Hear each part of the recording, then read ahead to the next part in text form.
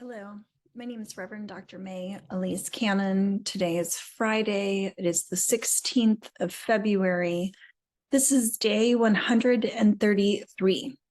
There has been deep concern the last few days about a suspicious and undefined building south of the Rafah border. I first heard about this from someone who contacted me, who followed, these updates, and they said that they'd heard about it, through someone who leads a think tank or a Palestinian human rights activist here in the U.S. who was quoting a human rights group based in the Sinai. And they said, is this credible? And so I contacted some people in Gaza. And then just the day after or the day after that, the New York Times came out with an article that said Egypt is building a wall near the Gaza border, and they won't say why. So, of course, one of the largest concerns about the population of more than 2 million people living in Gaza is their permanent displacement. Palestinians have been displaced in 1948, 1967, the Nakba, the Great Catastrophe. And so even the US and others have said they are opposed to Palestinian people being permanently displaced. And so the question is, what is this massive building that's happening, on south of the Egyptian border? So according to the New York Times, satellite imagery, photographs, and video shows a large patch of land has been bulldozed, and there is a wall being built in the buffer zone between Egypt and Rafah, the southern Gaza city that, of course, is overflowing with so many displaced Palestinian people. The Egyptian government, of course, has been concerned and has been completely opposed to Palestinians being displaced into the Sinai, as has the US and many others around the world. But the Egyptian government, according to the New York Times, has declined to discuss the new construction. A spokesperson said that it was just fortification of the southern border. And one of the great concerns is if Israel begins a full-on ground invasion into Rafah, where the largest population of displaced people are located, that the border with Rafah won't be able to handle this influx of people that could be expected.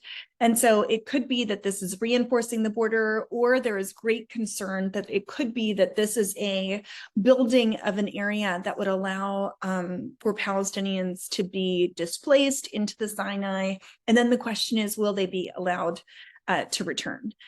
So there was a contractor and an engineer interviewed for this report. They provided photos.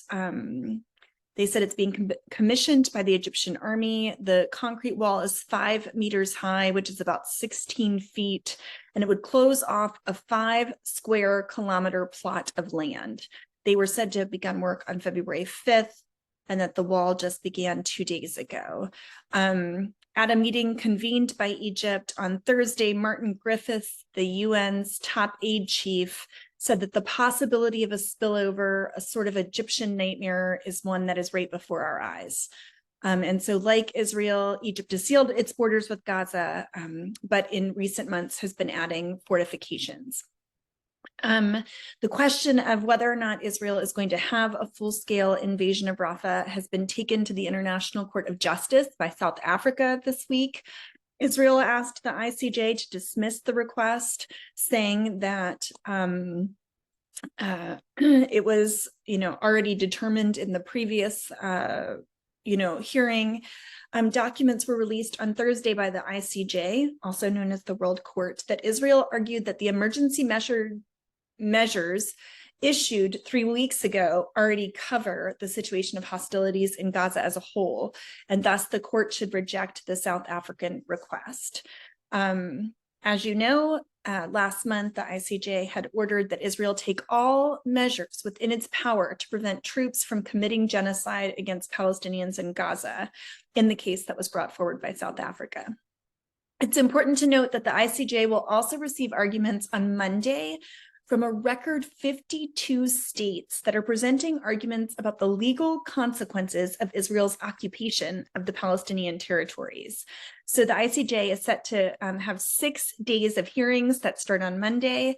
This comes from the UN General Assembly's request in 2022 for there to be an advisory or non-binding opinion on the occupation.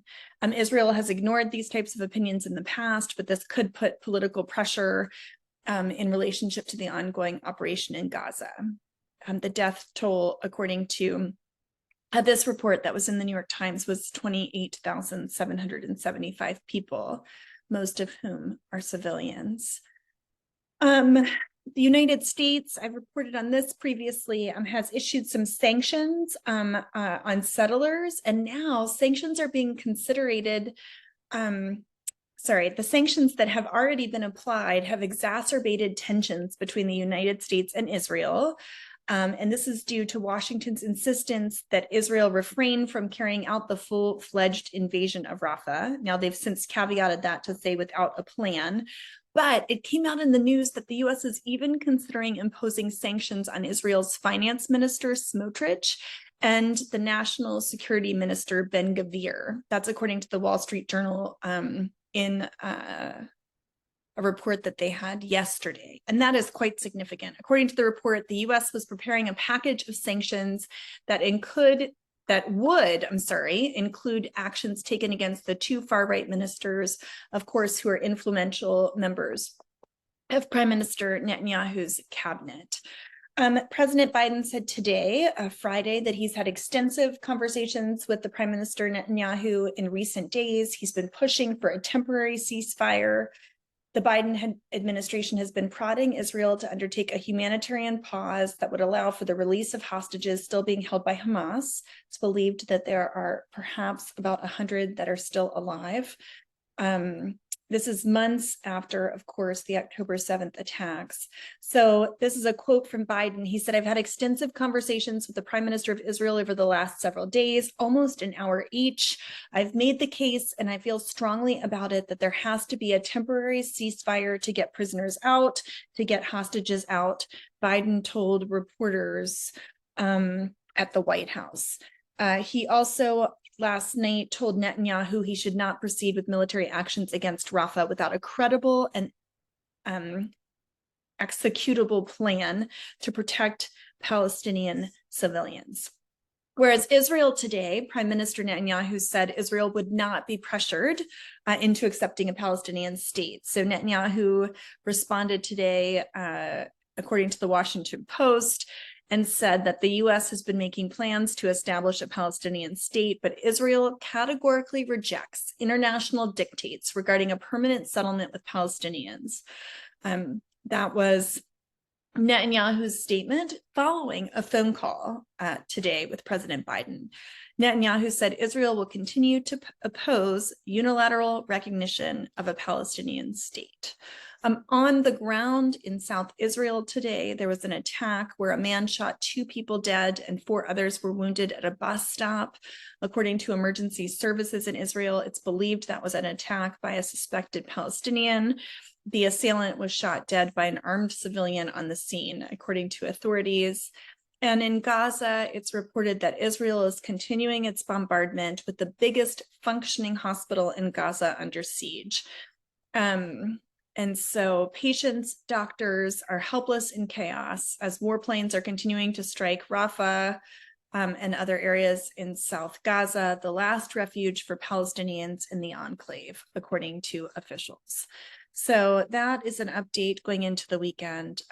Our dear friends are on their pilgrimage for peace, which is one of the Gaza ceasefire pilgrimages from Philadelphia to Washington, D.C. They started on Ash Wednesday. They will get to D.C. this following Wednesday on the 21st.